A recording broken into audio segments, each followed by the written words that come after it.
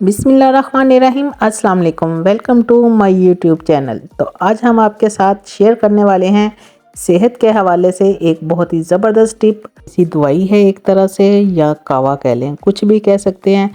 सर्दी का मौसम है, आजकल नज़ले ज़ुकाम की शिकायत बहुत ज़्यादा हो जाती है, तो इसके लिए ये बहुत ही ज़बरदस्त कावा मैं आपके लिए लेके आई हूँ। आप इसको इस्तेमाल करेंगे तो याद करेंगे कि कोई चीज़ बनी है। इसके एक बार ही इस्तेमाल से आपको बहुत ही ज़्यादा फ़र्क पड़ने वाला है।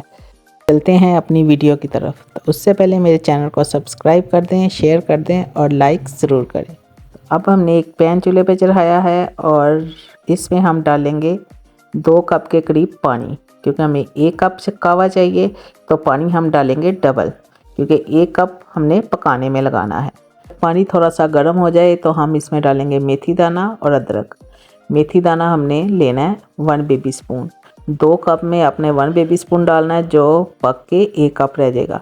और अदरक हमने लिया है 1.5 इंच का टुकड़ा, और इसको मैंने इस तरह स्लाइस में काट लिया है और ये भी इसी में डाल देंगे। ये डाल के अब हमने इसको पकने देना है। बहुत अच्छे से पक गया है, जितना हमें चाहिए था उतना हमने इसे पका लिया है।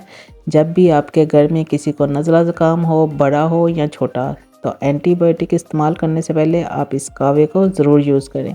क्योंकि मैं इसी को इस्तेमाल करती हूँ, तो दवाई लेने की कभी ज़रूरत नहीं पड़ी। तो आइए चलते हैं। तो इसको हम कप में डालते हैं। कप में डालने के बाद अब हम इसमें डालेंगे 1 टेबल स्पून शहद। शहद डालना बहुत ज़रूरी है। तो अगर आपको यही कावा गर्मियों में बनाना हो तो आप इसमें शहद चाहे ना डालें, शक्कर या चीनी डाल लें। अब हमने ये इसमें से शहद अच्छे से नहीं निकला, तो इसमें यही गर्म कावा डाल देते हैं और इसको अच्छे से मिक्स कर लेते हैं, ताकि जो इसको शहद लगा है वो अच्छे से निकल जाए।